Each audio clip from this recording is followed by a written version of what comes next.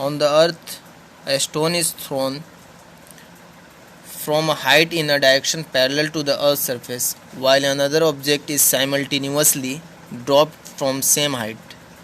Which stone would reach the ground first and why? ये कहना चाह रहा है कि एक किसी हाइट से एक ये ऑब्जेक्ट है, इसको ऐसे फेंका गया, ऐसे फेंकने में कहाँ जाएगा, यहाँ कुछ पहुँचेगा, और एक ऑब्जेक्ट यहाँ है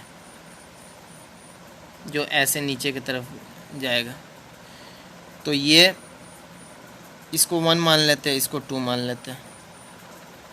तो 1 में क्या होगा, कुछ दोनों देखने ही से पता चल रहा है कि यहाँ जाके गिरेगा, एक इस जगह पे जाके गिरेगा। तो दोनों का तो हाइट सेम है h। इसको ड्रॉप करने के केस 1 में क्या हो रहा है कि वो पैरेलल टू अर्थ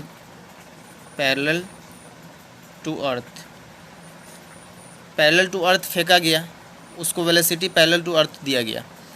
तो क्या हो जाएगा, इसका इस तरफ वेलोसिटी दिया गया, मान लेते कुछ भी दिया गया, u दिया गया, इससे तो मतलब नहीं है, इसमें तो कुछ नहीं ना दिया गया, तो u0 यहाँ पे हो जाएगा y के तरफ। इसको x मान लेते हैं तो इसको y मानते हैं, लेकिन y में तो चला है, यहाँ से नीचे यहाँ तक पहुँच गया है। कितना चला है y में, -h चला है। तो s is equal to sy uy_t minus half g_t²। तो sy में तो -h चला है और ये 0 हो गया, माइनस हाफ g और t²। तो t इज इक्वल टू क्या हो जाएगा, 2h divided by g root under. Time ये यहाँ से आ गया, t1 आया केस 1 के लिए। अब केस 2 में ड्रॉप किया गया, तो ड्रॉप करने का मतलब है कि इनिशियली 0 u0। तो यही फार्मूला इसमें भी लगेगा, क्योंकि ये भी तो h चला है। तो -h u0 minus half g t2 का स्क्वायर। तो t2 का square is equal to 2h by g, दोनों तो सेम आ रहा है। तो इससे क्या पता चला कि दोनों एक ही टाइम पे नीचे आएगा, बस फ़र्क ये होगा कि एक यहाँ पे गिरेगा और एक थोड़ा उससे डिस्टेंस ज़्यादा होगा, क्योंकि एक को वेलोसिटी ऐसे दिया गया था, ऐसे जाके गिरेगा, एक को ड्रॉप कराया गया तो ऐसे गिरेगा। बस ये डिफरेंस होगा गिरने में, लेकिन एक ही टाइम पे, जो टाइम पे ये नीचे आएगा वही टाइम पे ये भी नीचे आएगा।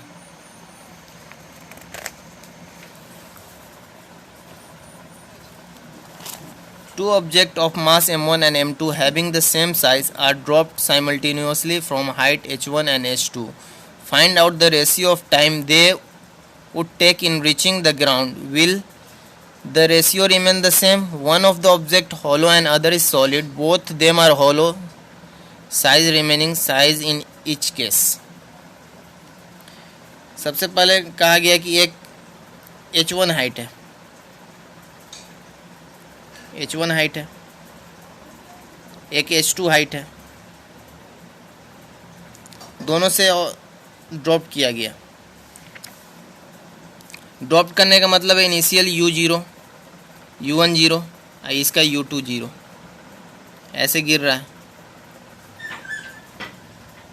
तो -h1 is equal to u1 into t minus half g_t²। t1 तो u1 तो यहाँ 0 था, तो -h1 is equal to minus half g_t1 का स्क्वायर, माइनस माइनस कैंसिल, यहाँ से t1 square is equal to 2h by g. तो t1 is equal to root under 2h1 by g. वही केस 2 में -h2 is equal to u2t minus half g t2 का square ये 0, तो ये -H2 is equal to -12 GT2 का square, तो ये cancel, T2 square is equal to 2H2 divided by G, तो T2 is equal to √2H2 by G। T1 is to T2 ratio √2H1 by G is to √2H2 by G। यहाँ 2 common कर लेंगे दोनों से, तो ratio क्या आ जाएगा, H1 is to H2। यहाँ पे देखने से क्या लग रहा है कि इसमें ना मास का डिपेंडेंस है, नहीं इसमें है, तो इंडिपेंडेंट ऑफ क्या हो गया, ये इंडिपेंडेंट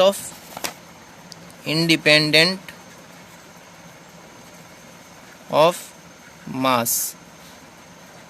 मास हो गया। हॉलो हो